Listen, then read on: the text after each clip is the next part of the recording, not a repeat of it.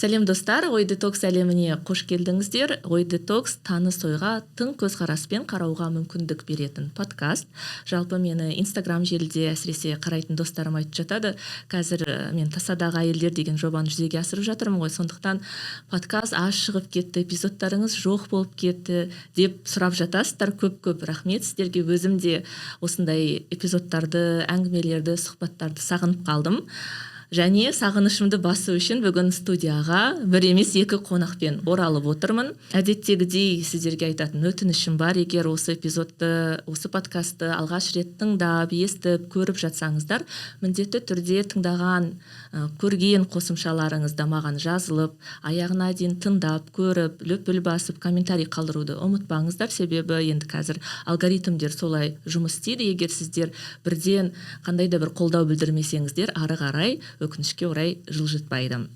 Ал енді көпке созбай бүгінгі студия қонақтарымен таныстырайын. Менде бүгін соңғы бірнеше жылда енді өзім үшін жаңалық болған кісілер. Бірнеше фильмнің басы қасында болып, у-шу шығарған Мұрат Есжан, режиссер, және Айсәуле Әбілда осы жобалардың продюсері, өздері отбасылық жұп.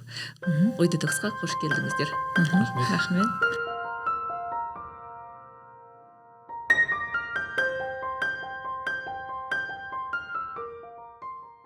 Мен әдеттегідей эпизодты жазу барысында әрқашан қобалжимын да, оның үстіне екі адаммен алғаш рет осы студияда бас қосып отырмын.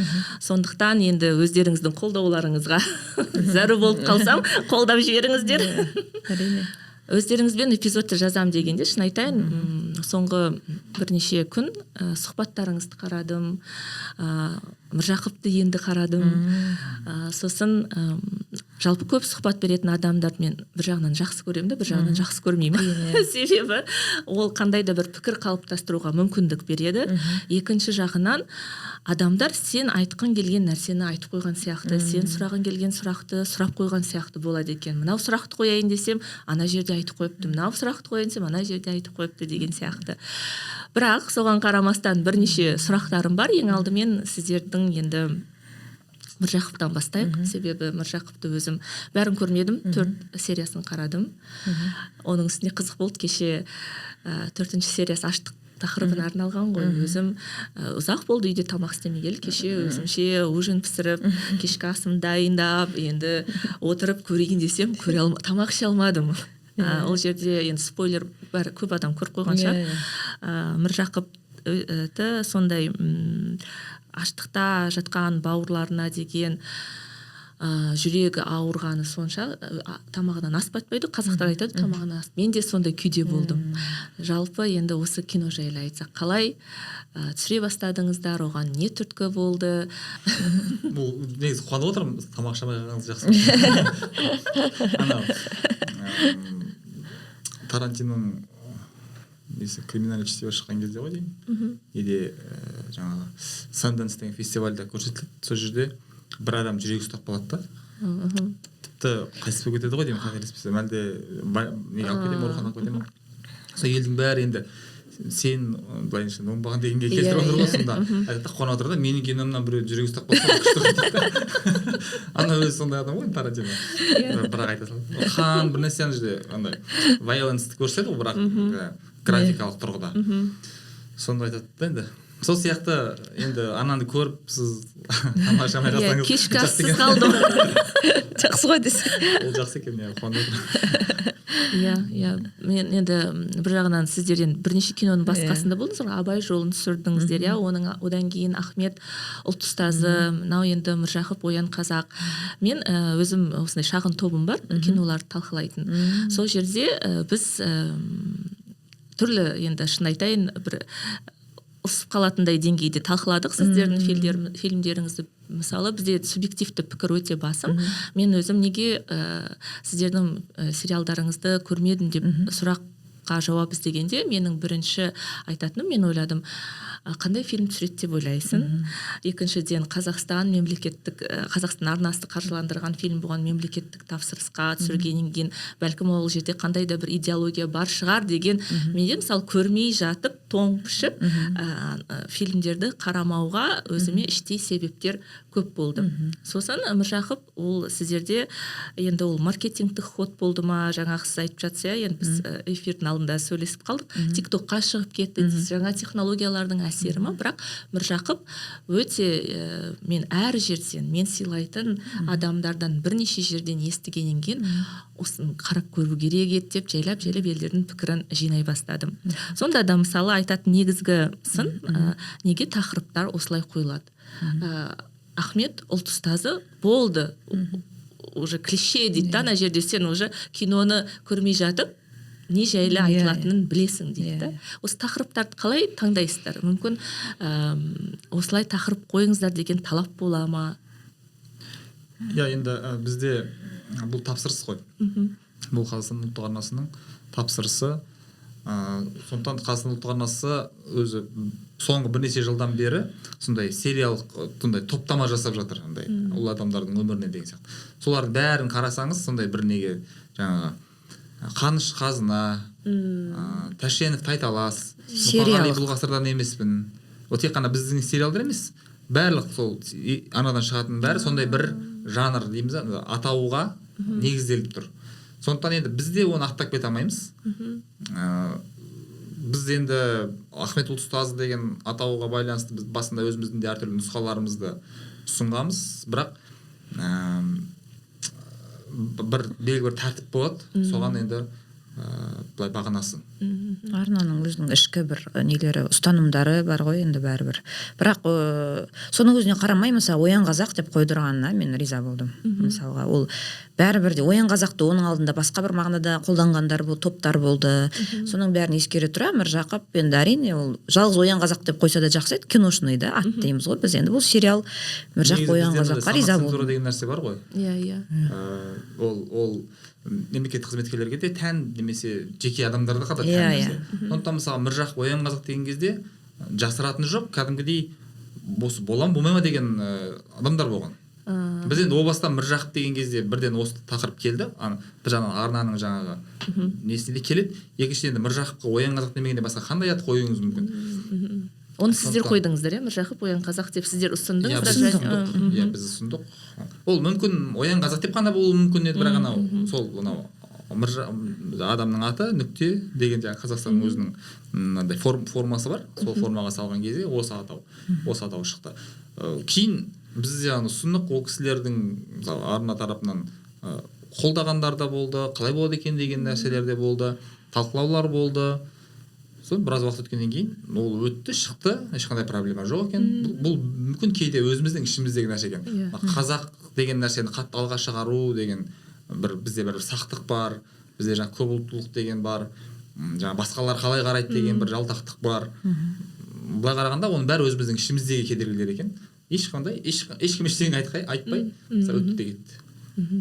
Ал енді бұл ой қайдан келді деген кезде, енді біз бірінші Ахмет ұлт ұстазы жасадық Қазақстан телеарнасында. Оны бұл негізі арнаның өзінің жоспарында тұрған тақырып екен.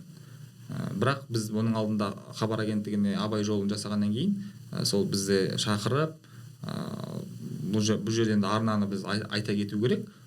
Анандай бізде мынандай қалыптасқан ғой, тамыр таныстық, өздері адамдарына береді. Жоқ, оларға да бір істейтін адам керек негізі. Сондай іздейді. Өздерінің ойлағанын асырып орындап беретін команда оларға да қажет.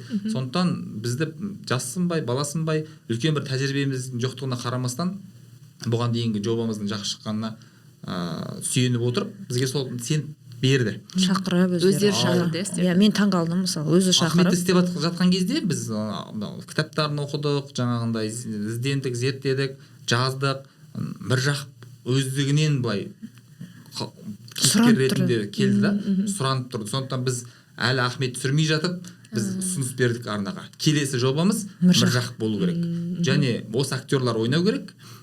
Бұл сондай жаңағындай не түрінде болу керек деп ше. Алдын ала потенциалы бар актер алды да, тартатын себебі бұл. Сондықтан біз ана кастингтің өзінде де эпизод Міржақыпты таңдаған кезде бұл келесі жобамызда, мен білген жоқпын, келесі жыл деп ойлаған жоқпын, бірақ жалпы келесі жобада бұл Міржақып болу керек деп Міржақыпты, Ғайни Жамалды таңдаған кезде келесі жобаның бас кейіпкерлері деп таңдадық. Айтпаса эпизодқа Зарина Кармен деген өте жырны не ғой негізі. Өйткені ол мықты актриса да, театрда да, кинода да мойындалған. Оны эпизодқа түсіріп қой. Бірінші Ахметтен біз эпизодқа ғана түсірдік. Ол жерде аз сахна, мысалы, аз роль. Үлкен актрисаны ондай жерге ала бермейді ғой, тем более сериалдың бюджетімен ешкім алмайды. Біз алдағы мақсатпен алдық та, кейін қолданып атсақ, соған тартатын потенциалы бар актер мен актриса болу керек деп. Енді бұл сериялық нелер, америкалық Мұраттың бір ойында жүрген не болды ғой, идея Американың сиквел сияқты жалғастырсам, бір сондай жоба жасасам, ана актердің барлығы мында да жүрсе деген. Себебі бізде мындай мысалға бір әркім өзі түсіре береді да бір дәуірді. Мына жақта басқа актер таңдап алған. Содан да оқушы болсын, басқа көрерменнің орнында бір тұтас бір не көрініс жоқ. Негізі Мұраттың айтып жүрген идеясы бар, бір ол әлі күнге ешкім енді қолдаған жоқ, бірақ 50 серия түсірсе де осы алаш тақырыбына бір ашып, бір актерлармен біздің көз алдымызға әкелетін еді да бір нені. Өйткені тарихты бүйтіп ауызша айтып, біздің өзіміз онша түсінген жоқпыз, біздің балаларымыз тем более түсінбейді, өйткені олар аудиовизуал ұрпақ, кітаптан түсінбейміз біз. Алашорданы түсіндір десе де біз түсінбейміз, патша үкіметі мен ненің айырмашылығын түсінбейміз. Оны жағдай көрініспен әкелсе жақсы қабылдайды да. Енді ол да мүмкін Міржақыпты күтпеген жерден берген сияқты бір сәті келетін жоба болатын шығар. Меніңше Ғайни Жамалдың образы ашылмай қалған сияқты. Менің эминент қазір бәлкім тасадағы әйелдер жобасын жасап жүрген, мен әйелді асқақтатып жүрген адам ретінде, мысалы, мен ойлаймын да, бірінші сериясында жаңағы өзін аттастырған, жігітке тұрмысқа шықпай, мен ұят болса да мен өз сүйген адамыма кетемін деген қыз, ол өте мінезді қыз, мінезі бар қыз. Бірақ соңғы фильмдерде, сериаларда мен Ғайни Жамалды өте аз көрдім да. Ол жаңағы тек қана тамағын әкеліп берген, үйдің балаға қараған образ ретінде қалып қалды. Мен түсініп тұрмын, сіздердің мақсаттарыңыз Міржақыпты қоғам қайраткері ретінде алға шығару. Бірақ менің басымда, менің картинамда ол үйлеспейді. Себебі мен ойлаймын, мен сүйген адамыма тұрмысқа шығамын деп бүкіл қоғамға қарсы шыққан әйел, ол тұрмысқа шыққанда кухняда қалып қоятынына мен мүлде сенбеймін. Ана жерде Ахмет отырса да, Әлихан бай тұрса, Бөкейханов отырса да, дұрыс байқап тұрсыз ғой. Ол кісінің жаңағы Міржақыппен ешқандай мәселені талқыламауы, тіпті Гүлнар Міржақыпқызының қалыптасуына меніңше Міржақыптан бұрын Ғайни Жамалдың әсері көп болған сияқты деген сияқты. Мысалы, менде ішкі возмущение дейді ғой. Бұл жерде мақсат сол, сенбей ары қарай зерттеу керек еді, кітап алып шын болды ма де. Жоқ, бұл жерде менің үлкен өкінішім бар. Сыймай қалды негізі. Өкініш деп айтуға да болмайтын шығар, бірақ 6 серияға біз енді көп нәрсе сыймады. Көп нәрсе айтқым келеді, көп нәрсені көрсеткім келеді. Бірақ бәрін сығымдап, әйтеуір ең бір жаңағындай өзекті, осы айтылмай қалмасын деген жерлерін кейбір кезде кино емес, кейбір кезде біз бір не болып кетеміз де, бір ақпараттық. Өйткені екі бірдей жүкті арқалап бара жатсың. Міржақыпты тек қана бір жақты ғана көріп қалмасын, басқа қырларында танысыншы деген. Кино көп қой, кино көп, энтертеймент көп, жылайтын жер басқа жерде де көп, бірақ мына жерден бірдеңе алып кетсінші деген оймен жұмыс істейміз да. Ал мысалға Ғайни Жамалдың нағыз көрінетін жері ол Соловкида лагерьде жатқан кезде сол баласы Әлібекпен бірге барып бір ай қасында болады сол кезде Ғайни Жамал. Соның аузынан көп нәрсесін естіп айтып келеді. Одан кейін Ғайни Жамалдың енді анау ұлт ұстазында біз газет шығарған жерлерін көрсеттік. Сол жерде бұл редакцияда жұмыс істейді Ғайни Жамал. Ол газеттерді бүктейді, мысалы Бадрисафа адрестер жазып отырса, Ғайни Жамал басқа бір жағында көмектеседі. Сондай бір былай там-тұмдап көрсетілген жерлері бар. Айтайын дегенім, оны біз көрсетпейік деген жоқпыз, бірақ мүмкіндіктің несі солай болды да. Сосын енді мүмкіндіктің шегі, мысалы Ғайни Жамалдың жаңағы не тігетін жері бар негізі. Жамайтын, әскер шыққан кезде соларға форма тігетін эпизодтар бар. Оған жаңағыдай не уақыт жетпейді, не оған ресурсымыз жоқ, оны бәленбай 1000 форманы тігіп жатқан көріністі көрсету. Сондықтан енді өкінішті. Жоқ, біз соның өзінде 50 минут, асып 55 минут та, ол көрерменге де обал. Сосын енді шынымен мына кісі Міржақып өзі, Дулатовтың өзі сондай уникальный тұлға болып тұр ғой. Істемеген енді ісі жоқ, былай қарасаңыз да, мысалы газетте шығарып жатыр, киініп алып әскерге де кетіп бара жатыр, оқ атуды үйрет, жалында ана жерге журналист болды, не материалда жазады, шындықты не қылады, күреседі да, мысалға оның бәрін көрсету үшін не, бірақ шынымен ол Мұраттар бірінші сценарийде кішкене Ғайни Жамалды тағы да қосып, бәрібір мынау қосқан түрі. Біз бірақ есесіне Ғайни Жамалды ашпағанмен біз Гүлнар апайды аштық. Қызын ашты, күрескерлігін Алаштан қалған жалғыз тұяқ, солардың енді бүкіл біз осы қазіргі көріп жүрген суреттеріміз, естіп жүрген естеліктеріміз сол кісі жеткізген. 90%-ын жеткізген Гүлнар Мыржақыпқызы. Сондықтан оны бір әйел екен деп бөлмей, керісінше еркектен артық дәрежеде, сондықтан ол жағынан риза шығаршы деп ойлаймын. Жоқ, сосын бізде Бәдірис апаны, Ахметтің ұстасын көрсеңіз, ол жерде Бәдірис апамен ақылдасатын жері бар. Ахметтің бір әріптерге байланысты енді әліпби жасады ғой. Ана кісі сынады оны көрермен. Бізде патриархалдық ненің сарқыншағы бар деп жатырсыз ғой. Ондай көрерменге қиын екен, ол ауыр. Мен көп сол сұрақтарға жауап бердім кездесулерде. Ахметтің әйелмен ақылдасуына сондай, оны ғалымдар, бір ғалым кісі де айтты ғой, бір жиында айқайлап тұрып. Оны ғалым апайлар да қабылдамаған кезі болды, енді есімде жоқ, есімі кім екенін айтқан кісінің. Бірақ сөйтіп кәдімгі, бірақ енді Ахметке соған сай оқыған, кітапханада жүріп не алған тапқан әйелі болса, неге ол ақылдаспасқа? Сол жерде ол әріпті былай болса қалай терминдарында ақылдасады да, бірақ Бәдірис апаның ол жерде де рөл ондай көп емес. Ол бір эпизодтар ғой, өмірде енді ақылдасады, әйелімен ұрысады деген өмір ғой. Ал оны қабылдамай атқан қоғамда болды. Сөйтіп сол жерде кіріптар қылып қойған, как будто Ахметтің бүкіл еңбегі Бәдірис апа арқылы не алған деген сияқты пікірлер болды. Ахметте солай. Иә, мен де не үшін бұл мәселеге қатты назар аударамын да, себебі бізде енді сценаристер әдетте ер кісілер ғой, енді Мұрат сізге не емес, сын емес, ол бізде қалыптасқан нәрсе да. Сондықтан ер адамдар бәрібір де өздерінің позициясынан көбірек беретін сияқты деген менде мысалы ой қалады. Бізде медиада әйелдердің аз көрінісінің арқасында нәтижесінде келіп жатқан нәрсе ғой. Егер мысалы о бастан әйелді де тең көрсетсе, бізде қоғамда бәлкім бұндай сұрақтар тумас еді. Жоқ, ана сол жазатын адамның өзінің де басынан, ол өзі де кішкене патриархалды адам болса, өзі де табиғатында бір ер адам, былай биік деген кішкене ойлары бар адам болса, мүмкін ол жазбайын десе де, жаңа қазір неме түп санасынан бір шығып кетеді деп айтып жатады ғой, бессознательно кіріп кетеді шығар. Енді мен мысалы Мұрат, мен өзім бір заңгермін, өзім жалғыз өскенмін, ешкім құқығыма не кірмеген, и мен қатты чувствительмін құқығыма кірген. И Мұрат ешқашан менің құқығыма кірген емес, мысалға. Жаңағыдай үйде отыру керек, әйел оқымау керек дегенде кірген емес, мысалы. Сосын или ол пирожки пісіру керек деген сияқты да ма. Мен пісіргім келмей ма, пісірмей, пирожки сатып алуға болады, главное біз жақсы әңгімелесе аламыз. Маған солай, мен тым патриархалды адаммен мен ойлаймын өмір сүре алмайтын едім да. Енді оның өзінің табиғатына жоқ болғасын, ол ондай нәрсе кетпеген шығар деп ойлаймын. Бірақ енді кім біліпті ол заманда, бірақ ол заманда біздің қазіргі немен де өлшеуге болмайды. Ол заманда оқыған әйелдер аз еді. Олардың да кішкене құқықтары кем қаралған рас қой. Біз қазір қабылдағанмен сол заманда солай болды ғой енді. Әйелдердің бір бөлек тамақ істегені рас. Оны қазір бір кісілер өткенде жоққа шығарғысы келіп жатыр да. Сонымен мен сізді түсініп тұрмын. Мен сізді қолдаймын да айтып тұрғаныңызды. Бірақ біз қазіргі заманмен баға беріп тұрмыз да. Ол заманда бір 2-3 әйел оқыған қазақ әйелдерінің өзі оқыған жоқ. Міржақыптың өзі қазақ әйел алып тұрған Міржақып қана ғой былай солардың ішінде. Енді қазіргі сол жағынан да ұмытпау керек та, ескеру керек. Патриархалды қылып көрсетеміз деп, ол шын тарихқа қиянат жасауға тағы болмайды. Феминистік қылып көрсетеміз деп, ол дұрыс құқын қорғау керек. Әйелдер езіліп, таяқ жеп жүруге болмайды. Бірақ біз қазіргі неміз тықпаламауымыз керек, тарихқа қиянат қатты жасалмау керек та. Мысалы, маған Міржақыптың образы жақын болды.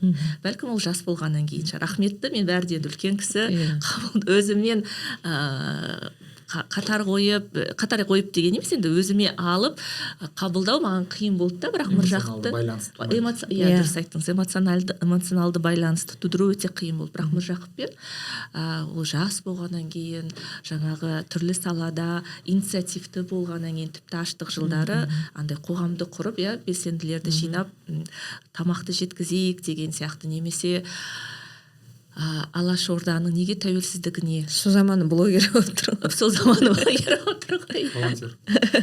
Жоқ, ана артынан өтірік Міржақып шығатыны, қазір блогерлердің атынан бір парақшалар ашып ақша жинап отырады ғой. Иә, өте маған қатты ұнады, және мысалы сол кісінің өміріне деген қызығушылығымды тудыруға бір үлкен септігін тигізген туынды болды да.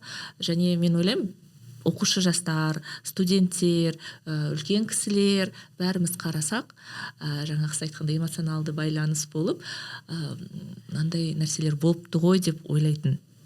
Жалпы қалай ойлайсыздар? Сол жерде Міржақып пен Ахмет Байтұрсыновтың әңгімесі болады. Алашорданы автономия құруға сіз не үшін келісім бердік, неғып біз тәуелсіздік үшін күреспедік дейді ғой. Сонда Ахмет Байтұрсынов айтады, бәрі әйтеуір жайлап әр нәрсенің нәтижесі болады, жайлап болады дейді. Қалай ойлайсыздар, сол кезде аяғына дейін Міржақып күрессе не болар еді? Тәуелсіздікке біз Алашорда, қазақ халқы автономия емес, тәуелсіз ел болу керек дегенде. Жалпы бір нәрсе түсіну керек, ол жердегі реальностьпен, ол жердегі статус-квомен қараған кезде, ол жерде тәуелсіздік туралы мүлде әңгіме болмаған негізі. Бүкіл ойдың барлығы автономия. Өйткені олар жақсы түсінген тәуелсіздік деген утопия екенін жақсы түсінген. Тәуелсіздік қалай болғанда да ала алмайтынын білген. Сондықтан біз ең құрмағанда ұлттық автономия алсақ деген жолда күресті. Және ол күрес нәтижесіз болған жоқ. Қазір кейбіреулер жаңсақ айтып жүр ғой, бір нәтижесіз күрес деген сияқты. Бұлар өздерінің соңғы мүмкіндіктеріне дейін күресті. Бұдан ары барған кезде жағдай ушығып кетуі мүмкін, халық қырылуы мүмкін.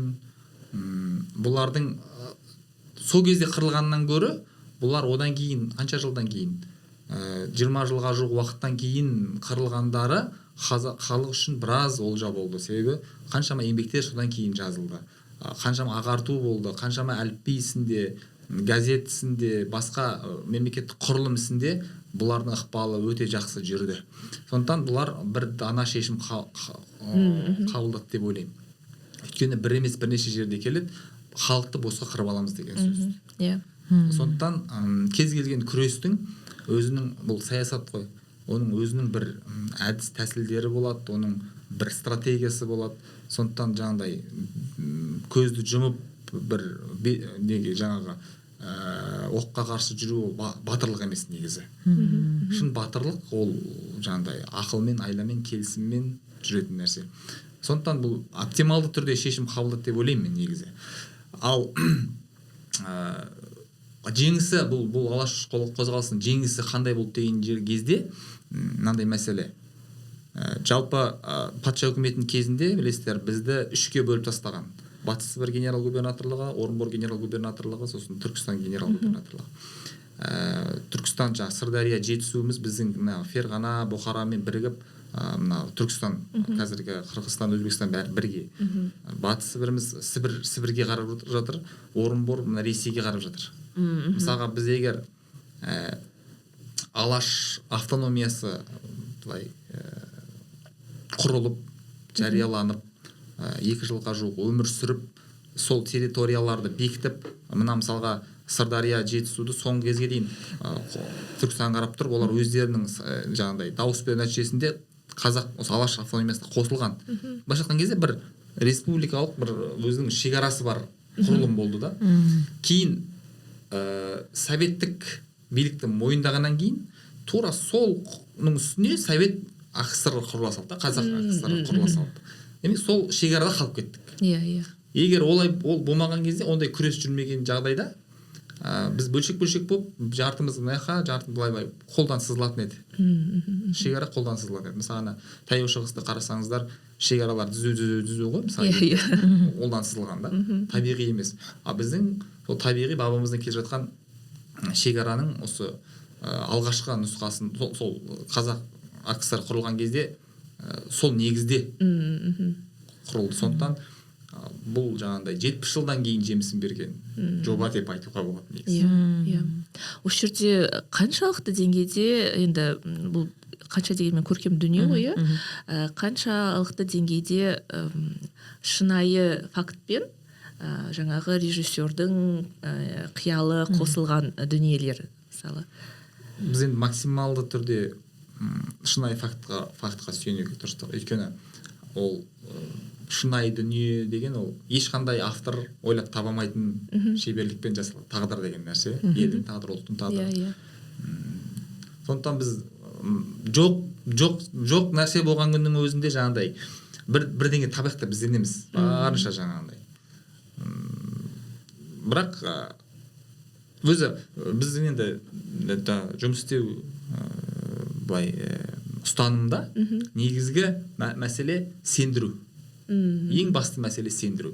Егер көрермен болып жатқан нәрсеге сенбесе, одан әсер алмайды. Одан әсер алмаса, оған бір ой түймейді. Одан ой түймесе, ол келесі бір өзгермейді. Сондықтан енді ана тарихшы бізде Ахметте мысалға не болды ғой, тарихшы неміз кеңесшіміз болды да, Райхан апай. Ол кісілер тарихшылар ғой, ол кісілер бәрі пап болып өткен. Ол біз қазір бір тарихи неге не алсақ, тарихшылар да бізді аман қалдырмайтын еді, жеп қоятын еді. Сол кісі айтып жатыр да, ана Мәдрис апаның кімдер келіп, НКВДшниктер келіп үйінде ойран салғаннан кейін баласы түсіп қалатыны бар, өзі бір бала көтерген. Сөйтсе ол кісі айтады, ол тарихта болған, бірақ ол сол оқиғадан кейін 2 жылдан кейін болған деп айтып жатыр да. Сосын мен айтамын ол кісіге, апай, біз оны 2 жыл 1 жылдап көрсетіп отыруға біз неміз жетпейді ғой, уақытымыз, шамамыз, ол бір бүйтіп, бұл да деректі фильм емес деп тарихшылармен мысалы көбінесе сондай дискуссияға түсеміз. Бұл деректі емес, көркем, тіптен көркем туынды да. Енді біз сол Америкадан оқыдық қой жаңа бәленбай уақыт. Ол жерде тіптен қатты негізі тарихи дерекке сүйену деген шарт жоқ.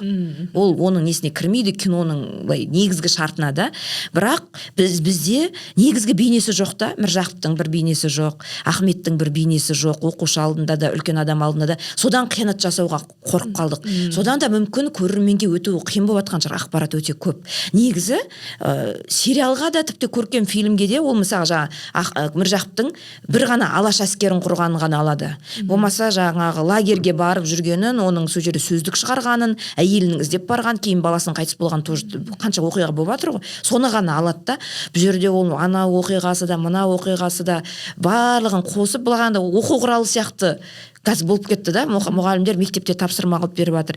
Әрине енді бізде кино жасағымыз келеді, бізде өнер жайлы. Киношниктер кейде түсінбеуі мүмкін. Бізде енді сыртымыздан жаңағыдай біз кейін қосылған неміз, мамандарымыз. Bir жағынан екіншіден бұл жаңағы тым не қылып дерекке жүйенді болмайды, бұл киношный емес, кино деген өзі бөлек несі бар ғой. Бірақ енді бізде жаңағы ананы біліп тұрғасын оқиғасын обалсынасында енді қашан Міржақып түсіріледі. Бізде енді мемлекетте бәрібір кейде галочкамен істелетін сәттер болады ғой. Міржақып аталып өтті, 150 жылдық аталды, Ахметтің түсірілді, несі сериалы деген сияқты. Келесте ұзақтан кейін түсірілсе, оған дейін жаңа оқиғасын білмейді да балалар. Жасы айтқандай бізде білген жоқпыз. Бізде де Ахметті тек Масаның авторы, бір-екі өлеңнің авторы деп қана. Ол әліпби вообще не бүкіл Орта Азия болсын, Азия тіптен әлемге танымал ол ғалым болатындай үлкен деңгейдегі ғалым болған ғой, енді оны біз білмеппіз да, мысалға. Сондай нәрселер дегенде былай ғой, ол егер бір сөзден жинадыңдар ғой бір Ахметте. Ол бір нәрсені мысалы бір әрекеті немесе бір сөзі ол тұлғаның тұлғасына көлеңке түсірмеу керек. Және тарихи дүниелер бұрмаламау керек. Мысалға Қазақ газетінің шығуы, бір тарихи дүниелер бар ғой, мысалы адамдар көріп шатаспау керек. Ал ішкі бір мәселелер болса, ішкі бір драмалар болса, ол жерде кейбір кезде еркіндікке бой ұрмасаңыз жаңағыдай эмоция тудыру қиын. Мысалға біз ана әскер жинауға шықты деген кезде қандай деректерге сүйенеміз? Мысалы Сарыарқа газетінде мақалалар басылған, қанша әскер жиналды, қайдан жиналып жатыр? Қазақ газетінде мақалалар басылған, қандай талаппен жинап жатыр деген сияқты. Ал енді бізде ол талаптар бар, бірақ қалай жинағаны жоқ. Мысалға Сәбит Мұқановтың өмір мектебінде бір эпизод бар, 16 жастағы бал едім, байдың жаңа несін біреулер келеді екен деді, сөйтіп бір топ оқыған келді, Міржақып деген бар екен ішінде, ненің қырға адамдар жинады, арбаның үстіне шығып сөйледі дейді. Ол бірақ жағымсыз түрде береді, түкірігі шашырап сөйледі, сосын бірақ ел оған көнбей, оған айтқанымен келіспей, бала беретін баламыз жоқ, далада жатқан баламыз жоқ деп кетіп қалды дейді. Мысалға бұл енді Сәбең 100% өтірік жазып тұрған жоқ қой. Мүмкін өзінің ана жағымсыздығын қосып тұрған шығар, бірақ факт қой, факт. Демек арбаның үстіне шығарып елдің жинағанымыз мысалы Сәбит Мұқановта тұр, қалай жинағаны, қандай талап қойғаны газетте тұр деген сияқты. Сол жан-жақтан құрамыз. Бұл алаш кезеңінің бір қиын жері, бұлар жаңағыдай сондай мақалада немесе бір анкетада, тергеуде ғана сақталған, құжат жүзінде сақталғанмен естелік тұрғысынан мүлде жоқ. Тек бір жақта, иә. Бұлар ұсталған кезде жаңағындай адамдар айтуға қорыққан, адамдар аузын олтыр бірдеңе деп деуге қорыққан. Одан кейін бұлар ақталған кезде олар уже көбі қайтыс болып кеткен. Тіпті енді айтуға бола ма болмай ма білмеймін, Самрат Кәкішев деген Ахаңның өзінің несі бар, Ахметтің інісінің баласы, Ахметтің қолында өскен. Сол 88-89 жылы Ақтауға келген кезде Шолпан апай, мына Гүлнар апай бар, жүр мына жазайық деген кезде мен аулақ. Әлі қорқады сол кезде. Әлі сенбейді. 93 жылы тәуелсіздік алып бәрі анықталған кезде ғана бар, ол кісі Ахаң туралы ақиқат деген кітап жазады. Бірақ олар енді оны да түсінесің. Иә, кінәлай алмайсың. Сол заманның ол трагедиясы. Сондай қасында жүрген адамның өзі сөйтіп қорыққан кезде, анау басқа былай, мысалға Абай туралы мысалға естелік көп. Кәкітайдың естелігі, Архамның естелігі, Көкбайдың естелігі, ол Абай, біз мысалы Ахметтерден гөрі Абайды жақсы білеміз. Ол қалай ұйықтады, қалай тұрды, не жеді, кіммен қалай сөйлесті деген нәрселерді біз жақсы білеміз. Одан кейін Әуезов те қаншама адаммен сөйлесіп жазып кетті. Ал мына Ахмет туралы, Міржақып туралы олар жалпы өмір сүру салттары қалай болды, қалай әзілдесті, таңғасқан жерде, қалай сөйлесті, нелері, мінездері, поведение дейді ғой, мінез құлықтары қандай болды. Тек қана бір шығармалар арқылы, бір немесе там-тұмда деректер арқылы ғана білеміз. Әйтеуір Міржақып туралы Гүлнар апайымыздың жазып кеткені бар. Енді Гүлнар апайымыздың өзі айтады, мен әкеммен 7 жыл бірге өткіздім дейді. Өйткені ес білген кезде 7 жаста, 14 жасында ұстап алып кетті. Соның өзінде әкем үйде болмайтын дейді. Сөйтсем ол бір жақта жаңағыдай әр жерде жүреді екен. Әкем бүкіл Қазақстан атпен аралап шыққан адам дейді. Сонда ол қай кезде Міржақып түгіл қазір менің балаларым мені көрмейді. Сондай сөйтіп отқан Гүлнар апайдың бір жадында қалған нәрселерді біз қазір үлкен азық қылып отырмыз да. Қандай өкініш. Ал Европаның немесе Американың, шетелдің басқа кезген сондай бір жазушысын қарасаңыз, күніне дейін белгілі. Тіпті Есениннің соңғы өлетін күні сағатына дейін естіген бәрі белгілі. Сондықтан енді осы бір кішкене өкінішті нәрсе. Сондықтан кейде енді амал жоқ. Солар үшін өзіміз өмір сүруге тура келеді жандай. Мүмкін былай әзілдеген шығар, мүмкін былай сөйлеген шығар деген сияқты. Иә. Маған қалжыңдар ұнады. Ана жиын шары Айман деген апай қазір 75 па 80-де бар ғой, кімнің, Ахметтің. Сол кісіден бір сұхбат алыпты. Енді үлкен кісі ғой, ковидтан кейін ауырды, шаршап қалды. Бірақ сол кісі айтыпты ғой, біздің өзіміздің мындай ыдыс аяғымыз өзіміздікі болған жоқ депті. 40 күн сайын бұларды көшіреді екен. Ол Ахметтің туған ұрпағы емес, туған баласы емес, жоқ қой туған ұрпағы, иә. Сонда жиын шары болып тұр ғой, соның өзін есінде бұларды жиі көшіреді, бір жаққа айдайды.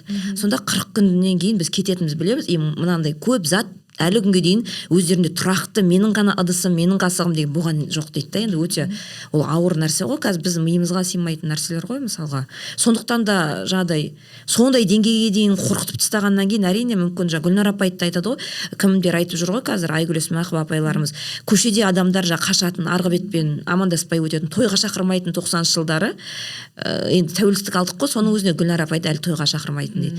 Гүлнар апайды жар қылып алуға ойланатын адамдар, қорқатын, бәрібір менің ұрпағы деп. Ол кісі тұрмыста болған. Жақсы, кейін жолдасы алған, сатып ал, жолдасының аты кім еді? Әбен сатып ал дейді. Иә, сол кісі алған, бірақ ол кісінің карьерасына әсер етті деді. Ол кісінің кейін карьерасы жақсы болмаған, тоқтаған ба, әсер етті деді. Бірақ сол кісі азамат мойнына алып, сол кісіні алып аялап өтті деп айтты. Осы алаштаншы апайлармен енді қазір жиі сөйлесем, сол кезде айтады да.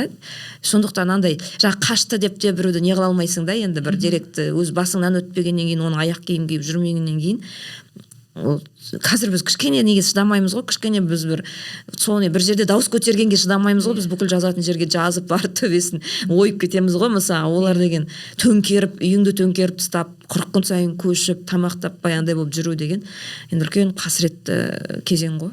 Иә. мен Жұлдыз Төлеумен ол психоанализ жолында жүрген психолог қой, осы тақырып жайлы көп сөйлесеміз да. Ол айтады, біз жаңағы ұлттық травма деп айтады. Ұлттық травмамызды өстіп айтып талқылап шығармайынша, ол бізде ұрпақтан ұрпаққа қала береді. Мысалы, сол ашаршылық жылдары, қуғын сүргін, репрессия, оның бәрі біздің генетикалық кодымызда бар да. Ол біз тікелей ол кісілердің ұрпағы болмасақ та, сондай қуғын сүргінге ұшыраған адамдардың ұрпағы болмасақ та, ұлттық сана ретінде ол бізде бар. Сондықтан мысалы біз аш қалуға қорқамыз, қап ұн бар, бір нәрсе болса сатып алып, оны жесек те жемесек те, енді білмеймін, енді көп нәрсені солай түсіндіруге тырысады. Мен мысалы қазіргі жағдаймен параллель жасайтын болсақ, біз енді қазір бәріміз телефондамыз, ақпаратты қызды біреу қалдырғысы келеді, қалдырғысы келмейді, бірақ қандай да бір өз тарихымызды керек болсын, керек болмасын жасап жүрген адамдармыз. Бірақ сонда да қалай ойлайсыздар, қазір енді көзі кетіп жатыр көп кісілердің, тарихты білетін, шындықты. Бізде де тәуелсіздігіміздің 30 жылында да біз қазаны қақпағы ашылмаған көптеген сырлары бар. Бәлкім мына кісімен қазір көзі тірісінде сөйлесіп қалуымыз керек деген сияқты өздеріңізде ойлар бола ма? Сондай тұлғалар бар ма арамызда? Қалай ойлайсыздар? Мысалы енді Міржақыпты біз қасықтап, жаңағы сіздер тірнектеп жинадық деп жатсыздар. Нені айтсайшы, Гүлнар апайды кезінде қадірін не қыламыз? Кешеге дейін өмір сүрген ғой енді. 2013 жылға дейін. Сол Мұраттарға келген 2008 жылы Қазгүлде журфакта не ашылу болды. Сол бюст сияқты үшеуінің. Жаңағы Ахмет, Міржақып, Әлиханның. Сосын жаңағы газет халықтың тілі, құлағы, көзі деген сөзі болып, сондай бір қабырға. Сол кезде Гүлнар апай келді. Біз енді 3-4 курс студентіміз. Миымызға келмеді да сол кезде бір тікелей ұрпағы Міржақыптың дәл көзін көріп, қасында отырып, жаңағы тізесінде отырып, тек қана Міржақып емес, Ахмет, Әлиханды көрген деген сезім бізде болған жоқ. Тарихи сана деген сол болу керек. Ақырын бірте есейе келе қалыптасатын шығар. Енді ондай сезім болған күнде де біз ол кісінің қасына барып бірдеңе дейтін алмайтын шығармыз, бірақ жаңағыдай сезім болар еді ғой бізде. Барып мүмкін суретке түсетін бе еді, жоқ дегенде. Ол кезде телефон да жоқ қой бірақ. Сосын мен бір кімнің Саят Жансүгіров, Жансүгіровтің бабасы, оны кісінде көрдім. Ол кісілер енді басқа зиялылардың енді көпшілігінің балалары кішкене орысша болып кеткен, детдомда өскен. Мына кісі енді өте уникалды жағдайда, Гүлнар апайымыз. Сол сияқты қазіргі кезеңде енді мені мысалға мына кеңес өкіметінің бір толық орнаған кезі бар ғой.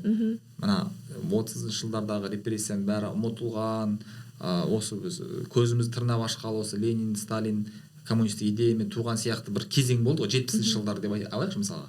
Алда тәуелсіздікке деген ешқандай бір үміт жоқ. Сол бір кезеңдер қызықтырады. Сол кездегі адамдардың психологиясы қандай болды? Сол кезде адамдар бір ұмтылды ма бір нәрсеге? Сол кезде бір ішкі еркіндікке ме? Кухняда отырып бір әңгімелер айтылды ма екен? Бәрінде болмаса да бір тұлғалардың ішінде қандай бір жалын болды екен деген сияқты бір ойлар сол тақырып қызықтырады да. Сол тақырыппен адамдармен сөйлесіп қалғым келеді.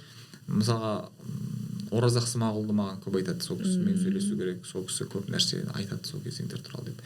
Енді мына жас ұлпар бар 80 жылдарда Мәскеудегі, мысалға Мұрат Әуезов ағамызбен сөйлесу керек деп ойлаймын, саналы түрде, бірақ оған бір уақыт тауып барып деген нәрсе қазірге жетпей жатыр. Жазушылардан да мысалға қаншама адамдар кетіп жатыр. Мысалы Дулат Исабекпен сөйлессем, мысалы көп нәрсе әрине бір кілтін аша алсаң, бірде бар, ешкім ақтармайды. Саған не керек екен, 1000-миллион естелігінің ішінен саған дәл керек нәрсені тауып айтып бере ала ма, бере алмай ма, айта аласың ба деген сияқты. Сондай көп кісілер көп, бірақ ол кісілер кеткен кезде барып, мына кісі кетіп қалды ғой деп ойлаймын. Мұхтар Мағауин мысалға.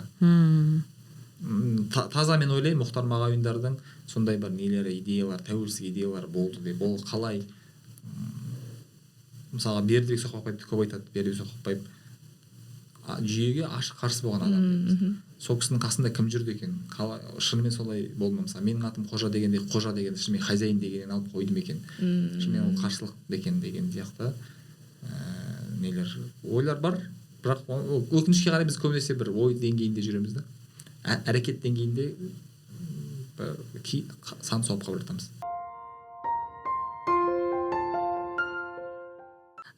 Бұл енді тапсырыс болғаннан кейін шағын уақыт қана беріледі, мына уақыт 2 ай сценарий жазасың, 2 айда дайындаласыз. Сіздің локация іздегеніңізді Оян Қазаққа қандай бір Таңшолпан ба, соған бардыңыздар ғой, екеуіңізді көріп әбден күлдім. Сондай шынайы қалай тапқандарыңыз, режиссермен жаңағы продюсердің әңгімесі қызық болды да маған. Рахат қой деймін да, отырып 100 қой бірдеңе жылқы деп жаза салады. 100 жылқыны табуды айтса сол заманға сай, ол жаңа ер тоқымы бәрі сай болу керек. Енді Міржақып Оян Қазақта біз көп қиналғанымыз локация табу. Локация Қазақстанда өте қиын, мен бүкіл жерде осыны айта беремін, бірақ не істеймін, шын мәселе сол болып тұр. Енді бұлар бәрі тапсырыспен жазылады. Мысалы кейбір шетелдік киноларды қарасаң, толық метражды киноларды қарасаң, айтады да, мынаның сценарийі 20 жыл жазылған деген сияқты. Сіздердің өздеріңіздің отбасыда отырғанда айтатын нәрселеріңіз бар ма? Ойларыңызды алып жүрген тапсырыс болмаса да бір уақыттан кейін осындай фильм түсірсек екеуміз, шіркін, мен режиссер боламын, сен продюсер боласың деп. Dream Project дейді, ондай бар. Мұраттың ойында ондай идеялар бар. Мен айтамын, бір депутаттар болады, депутаттық күні тоқтағанда қоғам қайраткері болатын. Соқсап мен продюсер боламын да, жұмысым тоқтаған күні блогер болып шығамын. Мұратқа айтамын, мен блогер болайын, ана блогерлер жақсы тауып атқан сияқты деп. Мен енді мына продюсерліктен қатты таппағасын. Сөйтсем былай айтады да, маған жақсы продюсер керек. Сосын мен продюсерден айырылып қаламын деп. Сол сияқты Dream Project дейді ғой, арман проекттер бар. Оның бәрін ашып айтпаса да жаңағыдай мысалы. Ашып айтамыз деп кейбіреулерден айырылып қалдық, тәуелсіздікті, бәріне бірдей келуі мүмкін да кейде. Енді сен мысалы айтасың бір сондай деп. Бір тез әрекет жасайды, біраз уақыттан кейін оны басқа адам айтып жүрген кезде енді ол идеяға ешкім ете салмайды. Идея деген идея емес, тақырып қой, тақырыпқа ешкімнің авторлық құқығы жоқ. Тек қана мүмкін бірдей уақытта келген шығар. Және сен Қазақстанда бір көп көрерменде жоқ, көп продакшнда жоқ бір тақырып екі адам игереді. Сондықтан бір кейбір тақырыптарды қазір кіріскен кезде ғана бірақ айтпасаң. Бірақ қағаз жүзінде түртіп жүргендеріңіз бар ғой. Иә, көп. Армандағы проект. Қиын жері не ғой, мен үнемі айтамын да осы мысалы. Ақын болсаң, бір мысалы жаза саласың, жарамасақ таси саласың деген сияқты. Сыза саласың, өзгерте бересің. Тіпті кітап жазсаң да өзіңе ғана тіреліп тұрады ол да. Ана жерде кәдімгідей қимылдағаның ақша ғой. Сондықтан сол жағы қиын. Жаңағыдай коммерциялық жоба жасауың керек болса, спонсор іздеуің керек, мемлекеттік жоба жасауың керек болса, оны өткізуің керек, оны мақұлдатуың керек. Сондықтан бір ал мынаны істейші дейтін нәрсе болмайды да. Қайсына бұл белгілі бір деңгейде компромисс қой кино деген өзінде. Енді бізде де келетін шығар, біз ойламаған осы проекттер тез жүзеге асып әйтеуір шығып кетті ғой. Сол 20 жыл жазылу, енді білмеймін, ол телевидение келе қоймайды енді несі, бірақ оларда үлкен, олардың ішкі бір негізгі қажеттіліктері жабылған сондай елдер ғой олар көбісі. Америкада енді біз өзімізде оқыдық қой, байқадық жұмыс істеу стильдерін. Бір жай мұғалімнің өзіне енді өзі шығыны да жетерлік, бірақ бәрібір творческий жағынан бір проект жасасаң бір еңсеңді көтеріп қалатындай олар гонорар алады. Мысалы біздің ұстаздарымыздың өзі қатты былай танымал болмаса да Голливудта жұмыс істейтін не қылады, сол бір проектісі бір сәтті өтсе, ол неше жылға дейін соның ақшасымен кәдімгідей күн көріп, үйімізді ремонттадық, андайға дейін жетті, біз до сих пор соған өмір сүреміз деген сияқты айтып отырады да, сондай гонорар қалады. Біздің бұл жерде өз компаниямызға, өз атымызға проект алғаннан кейін біз гонорармен бір-бірімізбен салғыласа алмаймыз, күресе алмаймыз. Өйткені бұл жерде ортақ жобамыз болып тұр ғой. Және біз компания Айсәуле айтыңызшы. Жоқ, мен проектке салып жіберіп тұрмыз ғой. Біз қазір енді алмадым деп айтайын десем, қағаз жүзінде біз алған болып тұрмыз. Бірақ ол ақшаны проектке жетпей жатқанын көріп тұрсың, Мұраттың да гонорарын менікін де проектке қайттан салып. Но ол енді шығару жолы бар ғой, шығару жолы саған айлық сияқты шығады, оның несін жасырамыз енді.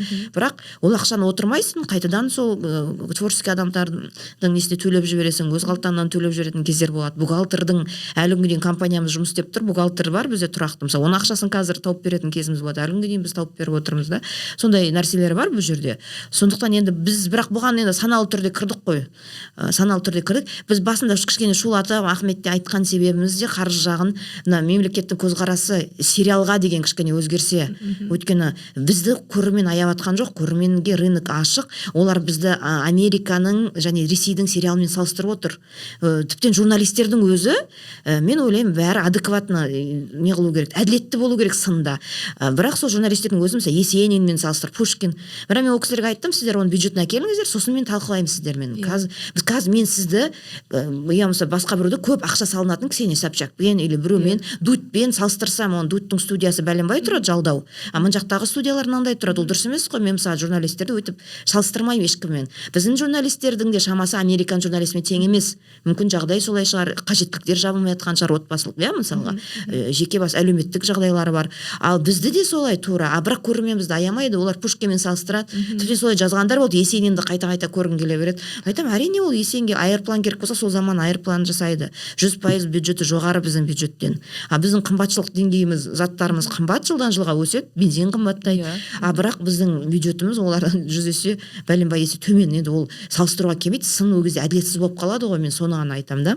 Басында көп шулап неғылған себебіміз сол кішкене мемлекеттің көзқарасы неғылса. Бірақ одан да жаман нәтиже болып жатқан жоқ сияқты, себебі қазір арналар кішкене азайтты, тарихи сериалдарды да, жалпы сериал санын да азайтқан сияқты. Бұрын көптеп түсірсе, қазір азайтып кішкене сапаға жұмыс істейтін шығар деп ойлаймын. Енді биыл біз тарихи алған жоқпыз, 3 жыл бізге ауыр болып кетті, кішкене демалып, және де үлкен киноға қарай қадам бассақ, коммерциялық бір жобалар жасасақ деп биыл сериал алған жоқпыз. Ал бірақ жағдай бір нюанстары бар ғой артында. Көрермен бізді аяп жатқан жоқ. Сондықтан қазір енді біз айта бергім келмейді да, сол теманың шегінде бір айқайшы болып, ол образда. Бізді киношниктер деген бар, ол кино әлемінде жүргендер, олар өздері өнер адамы санайды. Олар бізді туралы сындар айтып қалады. Бұл тақырыпты осындай ақшаға қорғылмау керек еді деп сыртымыздан. Сосын мен айтамын, енді 30 жыл болды, сіздерге жақсы ақшалар, енді жақсы емес, бізге қарағанда салыстырмалы түрде ғой. Негізі киноның ақшасы бәрібір аз, үлкен кинонікі де азға жатады. Но әлемдік киномен салыстырады ғой бізде, аватарды салыстырады да, мысалы. Соның рыногына түсесің ғой кинотеатрда. Бірақ салыстырмалы түрде көп таптыңыздар, енді 30 жылда сіздер жасаған бір бейне қайда деймін да мен. Сіздер өнер адам екен, бір өнер туындыларыңыз қайда, бір Ахметтің или басқаның бір бейнесін балалардың миында сіңіп кететіндей, елестететіндей сондай жоқ болса, енді біз аз ақшаға түсірмегенде не істейміз? Біз бірақ саналы келдік бұл дүниеге. Біз өйтіп жылай бергіміз келмейді, біз саналы келдік. Себебі болашақпен бітіріп келгеннен кейін біз білдік, бізге ешкім жұмыс дайындап отқан жоқ. Сен продюсер екенсің, мамандығымен 5 жыл істеуің керек екен, үйіңді шығарып алуың керек екен. Әке-шеміздің үйін қойып кеттік қой ауылдағы екеуміз енді. Солардың бәрін шығару керек екен деп бізге ешкім мамандығымызбен кино сценарист, или сен қайттан телевидениеге баруың керек. Сол жерде біз саналы түрде біз өзімізді дәлелдеуіміз керек деп түсіндік. Сол үшін біз арзан, рисксіз нелеу сериалға кірдік. Бізді білдік, үлкен киноға ешкім жібермейді. Бізге портфолио керек. Біз Америкадан кішігірім түсірдік, әдейі опыт жинау үшін, ол кезде краудфандингпен. Кейін Қазақстан сериалдарды алдық 3 жыл. Қазір біз нарық біле бастады, адамдар шыға бастады, коммерциялық жоба болсын, үлкен жобаларға сценарист ретінде болсын да, мысалы Мұрат сөйтіп шыға бастады. Біз енді мақсатымыз негізі орындалды. Осы алдағы 3 жылда компания ретінде біз білдік, бұл жерден үлкен пайда тап кіріс болмайтынын. Бірақ қатты шырылдап кеткеніміз, қатты жағдай бір қиналып, қарызға кіріп, қиын болды жалпы. Сол кездерде шығар. Қазір енді біз ризамыз сол 3 жылымызға, тәжірибемізге. Қазір портфолиомыз бар. Басқа жоба берсе де біз алып шыға аламыз деп ойлаймыз да. Дұрыс айтасыз, мен де контент өндіретін адам болғаннан кейін түсінемін да. Мен мысалы артық ешкімді сынамаймын, себебі мен сол қазанда қайнап жатырмын, жаңа білем ғой өзін, оңай емес, сен бар жаныңды саласың, адамдар болмайтын нәрсеге сын айтқанда сен енді әрине кішкене не үшін жасап жүрмін осының бәрін деп ойлайсың. Оның бәрі орынды. Енді өздеріңіз үйде қалай бір-біріңізбен ұрысып қалмайсыздар? Мен бюджеттеріңізді түсіндім. Ұрысамыз деп. Неге ұрыспаймыз деп. Қалай енді бұл жалпы ортақ жұмыс, енді бірге оқыдыңыздар, бірге шетелде бірге жүрдіңіздер. Меніңше ол қарым-қатынасты нығайтатын нәрсе да. Бірақ енді өз еліңде келіп бірге жұмыс істеу, әсіресе осындай тарихи жобалардың басы-қасында сіз жаңағы режиссер жазасыз, оның бәрін іске асыруыңыз керек, ойлап табуыңыз керек. Қалай енді өкінбейсіздер ме бірге жұмыс істеп жүргендеріңізге? Негізі режиссерларға өмірі продюсерлер жақпайды ғой. Қалай енді сізге жағып жатыр? Жоқ дегенде. Жағып жатқан жоқ. Режиссер мен продюсердің арасында өмірі бітпейтін сондай соғыс. Өйткені режиссер ол жаңағыдай бір өзінің ойындағысын жүзеге асырғысы келеді. Ал оның мен кейде бір өзім ойлап кетемін да, мысалға бір көлік мысалға да, көлік алып кету керек болады. Сосын оны барып көремін мен өзім, жаңағы ол көліктерді бар, ескі көліктер бар, бізде көп емес. Сосын жаңағы бағасын айтады, бір күніне қанша 200 мың дей ма мысалы, 200 мың, оның барып қайтқанына тағы да 200 мың, эвакуаторға төлейсің 150 мыңнан. Ана ақшаларды көрген кезде кәдімгі ойлаймын да, бір сөйлем жаза саласың мысалға да, ал ол қанша ақшаны опырып кетеді мысалы. Сосын азғырала бастайсың, оны үйдегі алып кете салса болмай ма, соны міндетті түрде жаңағы машинамен салмай-ақ, былай түсінікті ғой, есіктің алдына кіріп екі адам есіктен шығарып кетсе болды ғой деген сияқты. Оның жолдары көп, ауызбен айтсаң да болады. Оны арзандатудың жолы көп та. Бірақ кейде сондай бір нәрселер бір экранда бір 30 секунд уақыт алуы мүмкін, бірақ солар болмаса ана киноның бүкіл қуат әлсірейтінін, жаңағы сендіру деп жатырмыз ғой, сендіруге мысалы кері әсер ететінін біліп тұрасың да, сосын амал жоқ сол қадамға барасың. Немесе біз осы жолы 1000 дана ма, 500 мың деген жоқ, 500 дана оян қазақты жасаттық. Көшірмесін. Мен айтамын, көріну керек, оның тәрбиелегені, оның әкелгені, оны көзбен визуалды көрмесе, ауызша 1000 дана шықты, 1000 данасын алып кетті деп айтқаннан ол әсер етпейді, көрмесе сенбейді оған. Ол қымбат жасалатын да, ескі қағазы. Қазақ газетін жаңағындай цензураны көрсету үшін, цензураны визуалды көрсету үшін, жаңағы қазақ газетінің бетінде нелер бар. Бір мақала жоқ, орын мысалға, ол бәрі шын сондай. Ол кезде андай компьютер не жоқ қой, орнына басқа мақала қоя салатын. Тура беттеліп болған кезде алып тастаса мақаланы, тек қана орнына ақ болып шығады. Сонда жазып қойған басқармадан болмаған себепті бас мақала басылмай қалды. Ол цензураның, біздің цензураны одан артық көрсету мүмкін емес.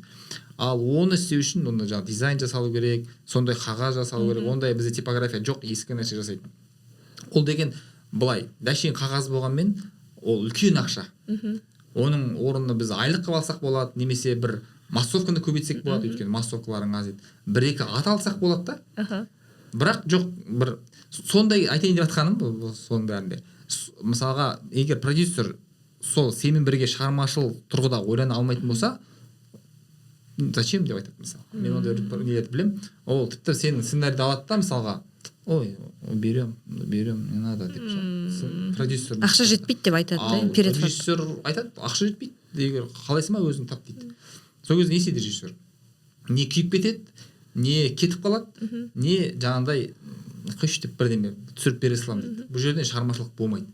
Сондықтан шығармашылық процесс үшін де продюсердің маңызы өте жоғары. Сенің ойыңды жүзеге асырып беретін адам продюсер. Продюсер мүмкін ойын айту мүмкін, давай онда біз мүмкін мынандай жол ұсынайық. Сөйтіп біз үнемі былай. Бірақ бір ешқашан қарсы келіп, ешқашан жаңағындай кесіп айтып, жоқ мен саған ондай тауып бере алмаймын деген емес. Ақшамыз бітіп жатыр деп айтады мысалы. Мен айтамын, мынау болмайды, мынаусыз болмайды. Жарайды, енді бірдеме қылармыз, қарыз алсақ та жарайды деген сияқты. Ондай продюсер енді ол енді келіншегім әйелім болғаннан кейін айтқан жоқпын. Ол екінің біріне бұйырмайды ол нәрсе. Жоқ, еще мен сондықтан бізге анау нелер таң қалды ғой, басқа әріптес сол сериал жасап жүргендер, сендер мынандай бюджетпен мынандай нәрсе қалай істедіңдер деп таң қалды да. Ол сол продюсер мысалға Айсәуле өзі базарға барады, өзі киім іздейді. Өйткені оны сен бәріне тік тұра алмайсың, ескі киімдерден іздеп, мынау керек екен, немесе реквизиттерді базарға барады, түсіріп оны, немесе локацияға өзі барады, мен көруім керек, қанша шығын кетеді. Өйткені сөйтіп тиын есептемесеңіз, бұл нәрсеге бұндай дүние бітіру мүлдем мүмкін емес. Локациялардың көбісі мысалы күреспен келеді бізде, чтобы ақшасын азайту үшін. Үлкен сумма. Негізі мемлекеттен тапсырысты алдың, біз орындаушымыз, біз оны любой суммасына мен өйтіп жүруге міндетті емеспін ғой негізі. Өйтіп, оны тем более бас продюсер ондайға басқа тұрмайды көп проектте. Кәдімгі продюсердің өзі бармайды бізде. Атқарушылардың өзі базарда жүрген мен көрген жоқпын. Олар бүйтіп просто сөйлеседі, қанша ақша керек, художник 150 мың керек десе, 100 мың жеткізсе деп бере салады. А мен енді мен оқыдым, мен продакшн дизайн сабақ алғанмын ғой, мен біліп тұрмын, ол 100 мың қалай көрінеді экраннан, 150 мың қалай көрінеді, мен біліп тұрмын да. Сен ана ақшаң экраннан көрінбейтін кездер болады. И сосын балдармен базарға еріп бармасаң, олар енді бәрі творческий адамдар ғой, қызығып кетіп бір күшті зат алғысы келеді, ол зат бүйтіп бық етіп өтіп кететін нәрсе да. Ол сен затың сонша қымбат екен ана жер көрінбеуі мүмкін.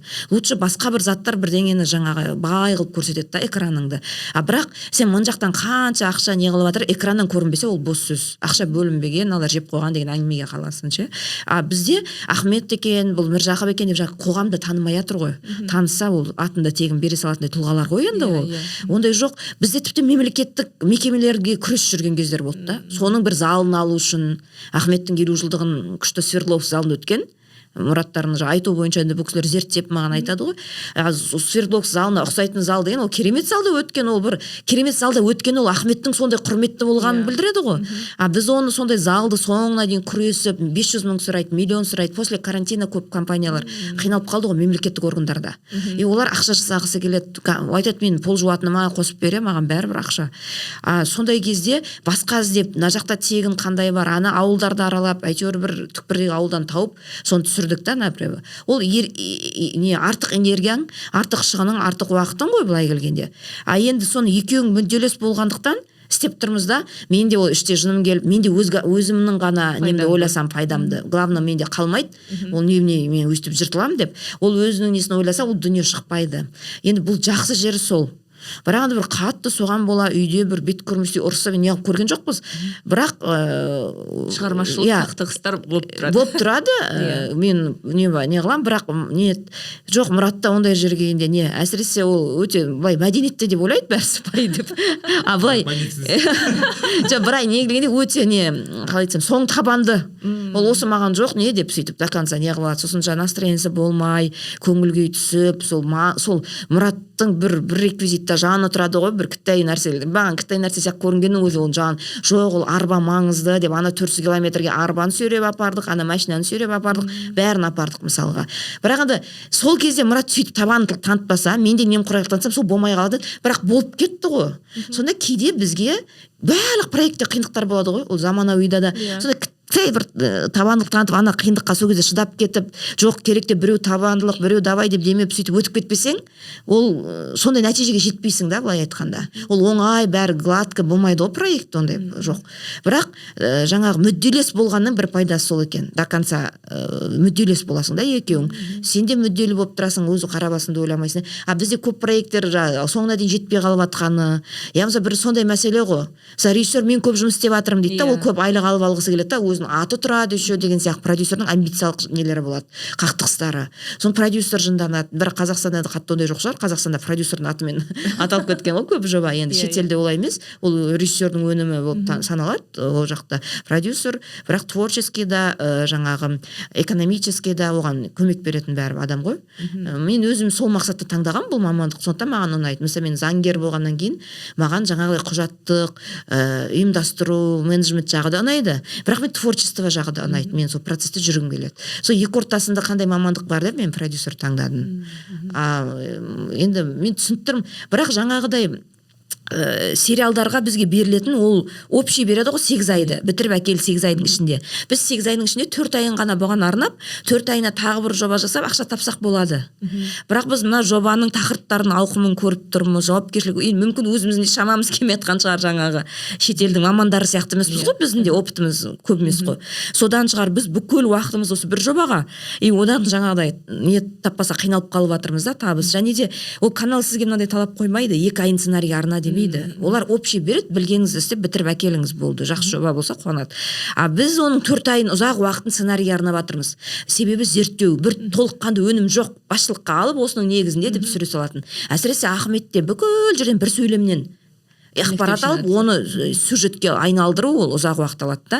Түсінбейін десең, енді мен ана жақта тоже сценарий сабағын алған, мұны бәрі түсініп тұрмын. Түсінейін десем, бізде де мен жмет ертең жаздың уақыты, съемка уақыты, киношный уақытқа тап келсең, қымбаттайды бәрі. Маман да қымбат. ешқандай маман былтырғы бағаға шықпайды. Бізде білмеймін, бағаның бәрі өз-өздеріне қосылып өсіп жатыр ғой, енді қалай өсіріп алып жатыр. Мен кейде мамандарыма айтамын, сіз өйтіп өсіру үшін бір 3 ай бір жерден курс өтіп келдіңіз ба? Енді біліктілігіңізді дамыттыңыз. Мен сөйтіп сұраймын. Оскар алдыңыз ба? Енді былтырғыдан сіз қаншалықты өстіңіз? Енді мен не себепке қосып беремін үстіне 500 мың 1 миллион мысалға. Мен айтып отырмын, біз 5 жыл оқып келіп бала шағамыз осы 3 жоба жасап өстіп өліп тұрып әлі мен ондай неге гонорарға жеткен жоқпын. Қалай сіз енді бір негізі жоқ, қант қымбаттады ғой дейді. Ол бір жауап. Енді не дейсің оған? Шофер болсын, барлығында сондай жауап. Сол үшін да енді бұл неде өзгеретін шығар, ақырындап келе жатыр ғой. Ақырындап просто бұл проблеманы шығардық, көтердік, талқыладық, талай министрлердің алдында айтылды. Бәріміз көтеріп айттық осыны шындықты. Содан кейін енді өзгеретін шығар деп ойлаймын. Бірақ енді бізге де алға жылжу керек. Біз негізгі мақсатымызды жасадық 3 жылда. Енді арғы басқа жобалар қазір. Бізде ең көп болатын қақтығыс сценарийді тез бітіру керек деген. Иә, менің сондай нем бар. Өйткені жаңағыдай ол жазға түссең қымбаттайтын бір бөлек, сосын қыркүйекке қарай кіріп кетсең, қыркүйекте бүкіл театрлар басталады, гастрольдер басталады. Актер бос емес. Актерлардың несі өте қиын болады. Кәдімгідей қазір 2-де мына актерді жіберу керек деген принциппен жұмыс істеу деген өте қиын ғой. Сен ойыңда ана шей шығармайды, бірақ оны жіберуің керек. Немесе анау күн келе алмайды, ол актерсыз түсіру керек, ол кейіпкерді ол сахнадан алып тастау керек, себебі ол Ақтауда гастролі деген сияқты. Билетін алып беруің керек. Қиындап кетеді ол. Бірақ мен айтамын, тез жазып, жаздың кейін оңай түсіріп тастаған одан да қиын деймін да. Сонда біз қай былай зарсаң ол көзереді, былай зарсаң ары басады. Сосын Айсурет тез бітір деп бастайды. Мен бітірмейін деп жатырмын ба, мен оның сапасын нетіп жатырмын деймін. Сөйтеді да қақтығыс болады. Бұл жерде жаңағы әйтеуір бірге болғанның бір пайдасы біздің айлығымыз кесіп самайды. Немесе жаңағындай басқа біреуге түсіртемін демейді. Біліп тұрасың да, өзің жазып біткен кезде түсіретініңді. Сондықтан біз үстінен қарай береміз. Мысалға 5-6 драфт жасаймыз. Бізде 5-7-6 драфт болады сериалда. Көбісі бірінші драфтпен түсіреді ғой Қазақстанда. Мен кейде уже андай мен де мойнымда жауапкершілік тұр, мен де шыдамай кететін кездер болады. Мен жоқ, бола берсін, сол 3 драфтпен түсіре бер. Болмаған нормально. Не надо каждый раз өзің дәлелдеп. Бірақ бұл жердің де қиындығы солай ғой, біз өзін қайталағысы келмейді. Маған айтты да, Міржақып деген оңайлау болады деп. Мен бүкіл команданы келістіріп қойғам солай. Бәрі оңай, міне дайын тұр, Ахметтегі заттарды ала саламыз, ананы бүйтеміз деп дайын жолмен жүре саламыз деді. Бәрі міне деп келсі. Енді Міржақыптың сценарийін оқысақ, ой, көсілген Ахметтен 2 есе 3 есе локация көп. Сұмдық қой, масқара. 5 күн мына көлдің мына бетінде, 5 күн көлдің мына бетінде күйіп талып, енді ол оңай болған жоқ.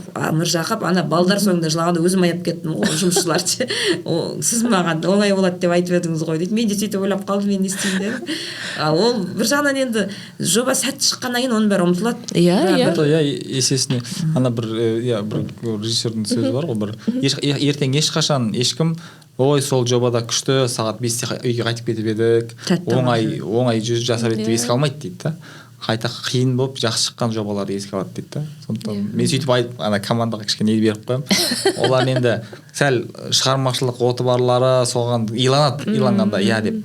Аналар айтады, сені алдап, сен бізді андай тұрсың ғой дейді да, жаңағындай. Просто бұл кезге дейін біз Абай жолында көрген бірінші картина, біз енді Америкадан келдік, амбициямыз болды, өзімізде жастық, максимализм ба білмеймін ғой.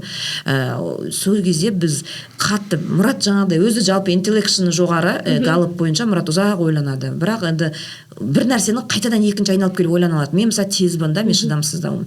Мүмкін енді ол қасиетте өзінің жаңа несіне жұмысына пайдалы болып тұр ғой, оны да түсініп тұрмын. Бірақ сол ана дыбысы, үні дұрыс оған жатпаса, ойната береді актерді, 20 рет па 50 рет. Сол Абай жолында енді 50 білмеймін, енді санау керек, ондай да бар шығар. Кейбір сахналарда Мұрат чересчур 20-ның өзі неде сериалда ондай болмаған екен ше. Актерлардың өздері айтатын кезі болады. Одан жас қыздар, балдар, жұмысшылар, олар сериалды халтура деп келген екен. Олар айтады, бұл деген кино емес қой, үлкен, мына кісі не істеп жүр, өзінің жұмысын білмейді, бұл бір художественный кино түсіріп жүр деп ойлап жүр дейді. Мұратты сыртынан айтып жатыр ғой енді. А на самом деле бұл деген сериал ғой деп жатыр. А біз оларға байғұс енді бізде қазақпаймыз, олар сияқты орысшада сөйлемейміз. Біз айтады, ол Абай ғой, Ахмет, ол Абай, Әуезовтің Абай жазғаны ғой, оны халтура етеді. Енді ол Әуезов сөйлегенде үнінен қате кетуге болмайды ғой. Үндестік заңы неше түрлі әртүрлі нелер отыр, проверка отыр, Фейсбукта былай отыр, Қазақстан былай отыр бізде деп. Мен айтамын, біреулер жоба жасаса білмеймін. Отырмақса да енді қате жібермейсің ғой. Жоқ, бәрібір олар біздің әсіресе жобаларымыз бәрі бүйтіп бір үтірге дейін ана Мақыш дегенде көріп қалды ғой, Мағаш дегенде бір әріп қате айтып кеткен актер, қайта жаздыру көп ақша болды да, оны студия жалдау, маманымыз бос болмай. Соны адамдар байқап қойған ғой. А біз басқа сериалда байқап отырамыз, әріптес болғасын енді мен шығармаймыз. Еще современный сериалдарда түсіреді да, жақсы ғой, түсіре сап, біреу Мальдивада, біреу Түркияда демалып келеді деймін. Біз 3 жыл болды, Алакөлге шамамыз жетпейді. Еще қатеңді аңды отырады ел, еще мынандай қиналып түсіресің деп мен ашуланам ше. Сөйтіп кішкене конфликт болып қалды баста бізде Абай жолында командамен. Сөйтіп командадан кеткендер болды, орта жолда тастап, ол өте тоже қиын ғой. Кейін Ахметте, Міржақыпта біз мақсатты түрде мұрнына иісі баратын және Мұратпен жұмыс істегісі, Мұраттың жұмыс істеу стилін білетін, соған шыдайтын сөйтіп алдық. Бірақ 3 жыл бойы істеп келе жатқан мамандарымыз бар. Олар енді көп проекттер істейді, бізге байланып отқан жоқ қой, олар жаңа бос адамдар ғой. Одан кейін 3 жыл 2 жыл қатар істеп жатқандар бар. Олар уже Мұраттың несін біледі. Ол художниктер Мұраттың несін біліп алған, Мұрат аға қазір мынаны қайтарып жібереді деп олар до конца барып, жаңа зерттеп, архивқа түсіп, кітап қандай болды Оян қазақ, мынау келмейді, мынау мен түрі деп. Сондай шепетелінен қарайтын сезіп алғандар бар. А біреулер жұмыс істей алмайтындар, сериалға сонша өскен ес деп түсінбейтіндер, басына сыймайтындар, бізбен қазір жұмыс істеспейді. Енді біз де ақырындап жинап жатырмыз ол тәжірибені. Басында жаңа максималистпен аналарды да сындырамыз деп қарсы шығып, сол тастап кетіп қалды ғой. Сондықтан ол да бір маңызды екен. Иә. Мен енді сіздер енді ары қарай кішкене демаламыз деп жатсыздар ғой. Мен ойлағам, Міржақыпты көргенде келесі кейіпкер Мағжан Жұмабаев болады ау деймін деп. Өзім солай топшылағанмын. Мағжан түсті ғой. Қазақстанда шықты ма? Түсірді, мен енді Мұраттан күтіп жүрмін. Негізі көбісі соны көрсе де менен көргендер де қайта сұрайды да, енді Мұрат Есжан түсірмей ма Мағжан? Мен айтамын, ондай роскошь қайда біздің елімізде? Мұрат Есжан бір Мағжаны, тағы бір рудың бір Мағжаны жоқ. Менің Мағжаным деп па? Иә, менің Мағжан деп түсірмесе Мұрат енді білмеймін. Мағжан түсіп қойды, көп нелер бар. Жоқ, енді бізден Алихан сұрап жатқандар көп. Бір балдар шықты Фейсбукқа, біз ақша жинап берсе, кішігірім қазір краудфандинг жасайды деп. Кәсіпкер балдар бар екен ғой, жас, бірақ кішігірім кәсіптері бар. Солар біз ақырындап әр кәсіпкер 1 миллионнан бере аламыз. Солай, бірақ біз ондай жауапкершілік алуға кішкене не қылдық, қымсындық. Біріншіден, екіншіден, мемлекет бөліп жатыр ғой киноға. Енді мемлекеттің ақшасына неге не бір фильмдер түсіріп жатыр қазір, ішінде бәрін айтсам білмеймін, ұмытып қалдым кейбіреуін, бірақ ішінде бар мысалға диджейлер туралы ма, неме билейтіндерді не дейтін, фристайл рэперлер туралы бір фильмдер бар екен, ол шыға ма жарыққа білмеймін, ол қай стадияда екен. Бірақ сондай фильмдерге ақша бөлініп жатқанда бәленбай миллиондап, неге Алиханды біз бірден жинауымыз керек деген ой туды да, біз бірінші кинофондқа ұсынып көрейік деп. Биыл соған ұсындық, басында өтпей қалды, бірақ шулатып жатыр ғой, қазір киногерлер қайта қарасын деп. Себебі ол жерде код қарайды екен, бір экономический кодың сәйкес келмесе тоның. А оны негізі сценарийге қарау керек қой, код ауыстыру деген. Сондай ғой, бізде енді. Сөйтіп олар қазір тәуелсіз комиссия құрып, қайтадан қараймыз деп жатыр. Сондықтан біз, егер сол ақша жетпей жатса, маркетингқа енді бөлінбейді ғой кинода. Жетпей жатса, мүмкін жаңағыдай көмек сұрамыз, бірақ әзірге біз ол кісілерді тоқтатып қойдық. Ондай жауапкершілік алып, халықтан жинамай ақ қояйық. Ақыры мемлекет бөліп отқан сала болғаннан кейін деп тоқтатып қойдық. Бірақ енді басқа Мұрат бір кішігірім нелері бар, күнкөрістің одан бөлек жаңағыдай жеке өзіне сценарист ретінде ұсыныстар жұмыс істеп тұратын жобалары бар.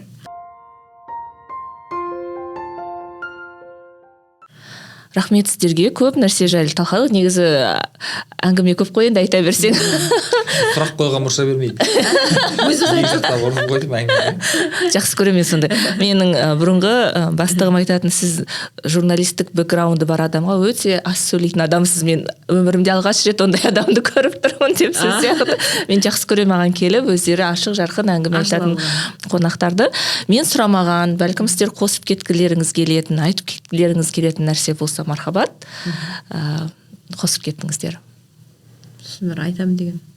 Көп ойлар, интеллекшіні жоғары адамдар ойлап жүреді. Қазір кеткен, жолда кетіп жатқанда ойға түседі ғой. Ананы айту керек еді, ананы бекер айтыппын ғой деп. Ойлардың сондай бір ойлары болады. Мынаны айту керек. Мен кеше неде айтамын деп ойладым да. Мен өзім мамандығым бойынша дипломымда жазылған 6 сериалы тұлғалар туралы тарихи фильмдер түсіреді деген үйреніп бітірген деп ше. Істеген жобалардың бәрі сондай алты сериялы тұлға туралы. Енді адамдар менен тағы келесі кім деп сұрайды ғой. Иә. Мен айтамын да кім деп неге сұрайсыңдар деймін да. Жалпы не деп сұрасаңдар, мүмкін мен адам туралы түсірмейтін шығармын, мүмкін мен тарихи түсірмейтін шығармын. Неге міндетті түрде комедия түсіргісі келеді. Сенен сондай деп қалғанбыз ғой деп. Мұрат комедия түсіргісі келеді негізі. Соны кеше айтып жатырмын, енді жыладық деп жатыр, Міржақты көріп жыладық, Ахметті көріп жыладық деп жатырмын. Бір қарыздар болып қалдық, енді бір күлдіру керек болып тұрды. Бірақ білмеймін енді. Қазіргі нелерге қарағанда біздің нәрсемізге күле ма, күлмей ма? Қазір күлдірудің басқа тәсілдері бар ғой. Бірақ нарық ашық, оған да кіріп көру керек қой. Ол жерде өзгерту. Қазір жақсы бір не туып тұрған сияқты, мына көрермендер киноға барады қазір бастысы. Қазақ тілді кинолар табысты болып жатыр. Демек, сапалы нәрсе ұсынса, оған көрермен дұрыс қарайтын шығар деген бір не бар, үміт бар, талғам көтерілетін шығар деген де үміт бар. Барлығы саннан келіп шығады ғой енді, сан көбейді, бірінші содан кейін бір сапа пайда болатын шығар деп ойлаймыз. Қазақстан арнасының тағы да несімен келісіп, сол кісілердің тапсырысымен біз қазір кинотеатрға Міржақты дайындап беріп жатырмыз. Жаңадан түсіріп жатқан жоқпыз осы жобаның ішінде, бірақ кинотеатрдың бояуы, дауысы бәрі басқаша болады. Қайтадан жасап, бір жаңағы 1,5-2 сағаттық қылып, оны енді оқушылар мүмкін 6 сағатқа шыдамайтын шығар. Сосын кинотеатрға баратын жастар бар шығар, көрмеген. Соларға мүмкін жасап эксперименталды көрейін деп негізі Қазақстан арнасының өнімі болып солай шығар. Енді сол кісілердің өнімі ғой, тапсырыс бойынша біз тек орындап кинотеатрға істеп беріп жатырмыз қазір. Ол қай уақытқа қалатынын білмеймін. Қазір бояу үстінде, мүмкін күзге қала ма екен, сондай жаңалық нақты болып жатқан іс енді қазір. Сұрайын дегенім, мысалы қаншалықты деңгейде бәрі де бұл Қазақстан арнасының тапсырысы болғаннан кейін, жаңа өздеріңіз айтып жатсыздар, ішкі цензура бар, бірақ алып келген білімдеріңіз бар, оның үстіне сіздің де мамандығыңыз журналист, сіз де заңгер, енді сразу бірден бала болып барған жоқсыздар, ақыл тоқтатып, тәжірибе жинап, отбасы болып бардыңыздар. Қандай да бір сіздердің құндылықтарыңызға қайшы келген тұстар болды ма? Мысалы, мына жерде мен келіспеймін, бірақ енді осы біз айтып жатамыз ғой, жарайды мен осы жүйеге кіріп алайын, толыққанды өзгертпесем де осының шындықтың бетін осылай ашуға көмектесейін деген сияқты нәрселер болады. Бірақ іштей кейде кей мәселелерге келіспей жатасың. Ондай тұстар болды ма? Мысалы, сіздерде бір нәрсені жасап, айтқыңыз келген, көрсеткіңіз келген нәрсені, бірақ мына жерін алып тастайық деген сияқты тұстар болды ма? Жоқ, біз барынша өзіміздің айтқанымызды жасауға тырыстық. Дәлелдеуге тырыстық. Енді ол жағынан сондай қадамға баруымызға мүмкіндік берген мысалы арнаға да алғыс айтамыз. Әрине, ол көп адам болған жерде әртүрлі пікірлер болады. Көрермен айтады, көрерменнің өзі мысалға бізге бір көрермен махаббатын неге дұрыстап көрсетпегенсіңдер, бір оңаша неге отырмайды дейді. Бір көрермен киіміне, олардың киім үлгісі арқылы бізге қазір киім үлгісін насихаттау керек еді дейді. Әркім өзінің көргісі келген нәрсесін. Сол сияқты ол жерде адамдар ғой отырған. Сондықтан әрқайсының көзқарастары бар. Бірақ біз енді біз өздері айтады, сіздермен жұмыс істеу бір жағынан қызық болды дейді да, өйткені кейбір компаниялар бар, айтқан нәрсесін бәрін істей беретін компаниялар бар дейді да. Мен монтажерім айтады, бұрын басқа жерде істеген, мынандай поправка келеді, продюсерлері оны жөндеп отырамыз дейді да, келіспесек те жөндеп отырамыз дейді да. Бізде кейде мынандай поправканың бір-екеуін ғана келісіп қалғанын дәлелдеу кезінде дәлелдеп шыққан кездеріміз болды. Шынымен бір филологиялық кейде бір қате кетіп қалады бізден де. Қанша қарасаң да күнде көріп. Жоқ, ондай жөндеп береді, дұрыс оларды қуанамыз. Бірақ бір ұстаным тұрғысынан, оны қағаз жүзінде жазып, Мұрат дәлелдесе, олар қабылдады. Олар қабылдайды. Просто бізде жаңа ішкі цензура ғой, дискуссияға бармаймыз. Олар тапсырыс беруші деп үндемей орындай беретіндер көп болып тұр ғой. Сен өзіңнің неңе сенімді болсаң, біліміңе дәлелдей алсаң, және де қорықпай дискуссияға барсаң, ары қарай дәлелдеуге. Мысалға, ол кісілер мысалға кастингтің кезінде өздерінің пікірлерін айтады. Бірақ біз оны да біз өзіміз қалғымыз келген актерларды алдық, ешқандай неге қарамай. Сол кезде түсіндік, олар оны бір өздерінің адамы болғандықтан солай көрсетіледі да негізі. Олардың өздері адамдарын береді деп. Өздері адам болғандықтан немесе бірдеңесі өтіп кеткендіктен емес. Олар сөйтіп көріп тұр екен. Олар жақсы не ойлайды? Олар жақсы болған өзінің несін деп ойлайды. Мынау жақсы шығар деп ойлайды. Сосын сіз дәлелдейсіз, жоқ ол жақсы емес, мынау жақсы. Деп кәдімгі дискуссия былай енді ол бірден бола қоймауы мүмкін. Сосын барып ол жағынан енді proud of myself дейді ғой. Біз ол жағынан естедік жаңағындай. Ризамыз өзімізге ризамыз, иә. Ол сенді былай біз бұзуға бір әрекет жасадық, және бұл кейбір нәрседе бұзық деп ойлаймыз. Жоқ, шынымен де мысалы мен де көп ойламаған демократиялық нелерді, мен де заңгер болып жүргенде бұрында студент болғанда көп жазып айтып аттандап не қыламыз да, дым жоқ сияқты қылып жыртып алып. Негізі былай іс жүзінде барып өзіңнің бір құқықтарыңа күрессең ол болады. Мысалы бізден бір деген алған жоқ, бірде бір сыйлап бір гүлде бір қатты ондай Қазақстан арнасына басқа арналарға не алған жоқпыз, бірақ проект алып жасадық, жұмысымызды дәлелдедік. Бізбен жұмыс істегісі келіп өздері шақырады. Сосын жағдай бір дискуссия болса өздері шақырып, бүкіл басшыларын жинап, біздің пікірімізді тыңдап, біздің аузымызға қарап отырып, біз оны дәлелдеп, неге бұл теориялық жағынан сондай нәрселер жасалып жатқанда, ішінде жүрген болады екен ғой жұмыс істесуге деп ойлайсың да. А сыртынан жағдай жүре берсең, енді ол кеше сіздің бір екеуіңіз роза айтпақшы жыртып әкеу ғой. Өзіңді араласпайсың, өзің әрекет етпейсің, сыртынан жамандай бересің, енді одан кім не шегеді әрекетсіздіктен да. Одан кейін бізде авторлық сериал сияқты болды ғой, Міржақып. Авторлық сериал деген бұрын болмаған, бірақ біз кино элементтерін алып келдік сериалға. Оған да енді ризамыз, тым риза екен өздеріне деп ойлаймын. Тым риза қонақтар шақырады. Өйткені мысалға негізі сериал 2 камерамен түсіріледі. 8 деген бар, тез біту үшін оңай, мысалы мынандай сияқты камералар дайын тұрады да. А бізде оны көп қолданбайды, Мұрат, 1 камерамен киношный нелер. Және де Міржақта байқадыңыз ба, дірілдеп тұрған камера. Ол көп бізде неде телевизия әлемінде көп қолданылмайды, және статикалық камераға үйренген ғой олар қатып тұратын. А соны дәлелдеп жаңа қабылдап өткізді кейін. Басында кейін айтты Ләззат Мұратқызы басшысының өзі. Басында маған бір түрлі көрінді, кейін жаңадай ақталып кетті. Оны Міржақыптың ізінен үнемі бір жүргенін, өмірі сондай ненің қылдың үстінде болғанын сездірді деді. Біреулерге ұнады, біреулерге ұнаған жоқ. Мына камера дірілдеп тұрады, маған сол бір светтің несін құртып, бір непрофессиональный көрінді дегендер де болды. Енді ол кәсіби мамандар әр пікірін айтып жатыр ғой. Жоқ, мынандай дәлел, ол жаңа режиссердің өзіндік көзқарасы, режиссердің өзіндік таңдауы деген сияқты. Одан бөлек те терминологиялық болсын, енді жаңа Америкада оқығанымыз қосып дәлелдеген кезде қабылдады көбісін. Жаңа мен ойлағандай да, сырттай бұрын ойлағандай ондай қиын емес екен жұмыс істесу. Және де өзіңді дәлелдеп, бізде жоба жоқ, аттандап жаңағы жамандай беретіндер көп қой. Бірінші жоба істеп сен өзің дәлелдесең, ешкім сені айырылғысы келмейді. Олар да биыл бізге істеңдер тарихи. Біз тек бас тарттық та 3 жыл. Мысалға арна просто сақтық жасайды. Өйткені ол жауапкершілік олардың да. Мысалға олар айтты бізге ұрпақтарының мақұлдауы керек деп. Мен айттым, көрсетейін, бірақ мен олардың мақұлдауына алмаймын. Олар мақұлдау бермеуі мүмкін. Өйткені ұрпақ деген ол басқаша қарайды. Ол әуезовтің ұрпақтарынан бізге білеміз. Сол кезде арнайды, жарайды.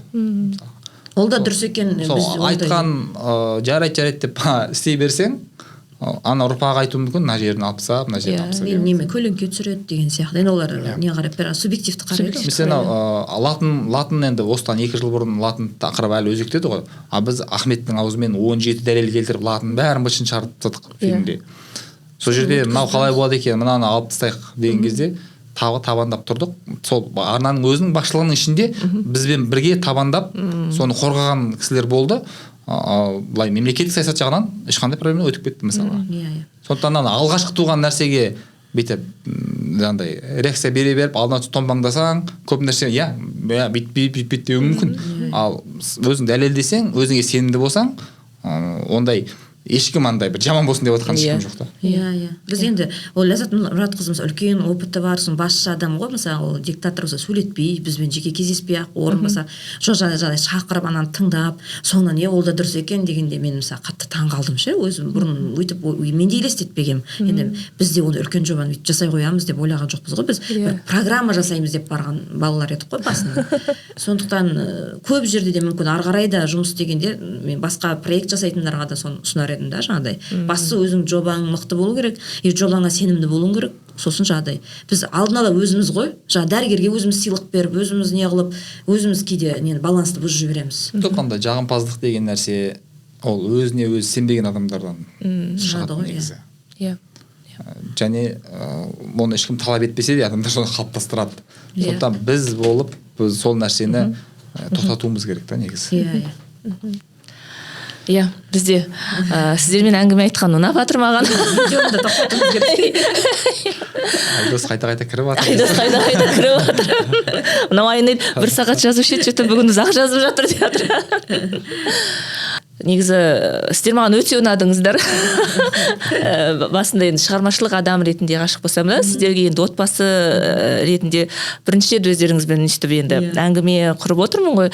Жалпы өте маған позитивті әсер сыйлаған адамдар болып отырсыздар, және өзі мақтау әдетін біз қалыптастыруымыз керек. Шынымен бізде өйткені біз жасқаншақ ұлтпыз да, жасаған нәрсемізді айта алмаймыз. Сондықтан бұл қасиеттеріңізге де сүйсініп отырмын. Ол ұялатын, қымсынатын нәрсе. Бірінші рет жалпы. Эксклюзив. Мен қызылмай Маратта бірінші кеше ана толкыста бір балдар орыс тілді балдар. Кеше саматсынан көтеріліп кетті ғой.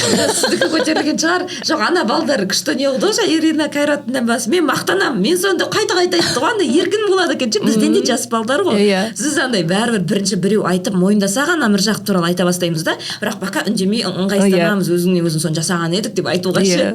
Ана балдардың сенімділігі ше, жаңағы мен соны құрғанмын, мен соны мақтанамын, мен соның мүшесі бірден 2-3 рет айтты ше. Сосын тағы бір бала сөйтіп айтты, жас балдар. Соны мен айттым, андай еркін, уверенный да. Бір жағынан күшті ғой. Иә, сондай болуымыз керек бізде.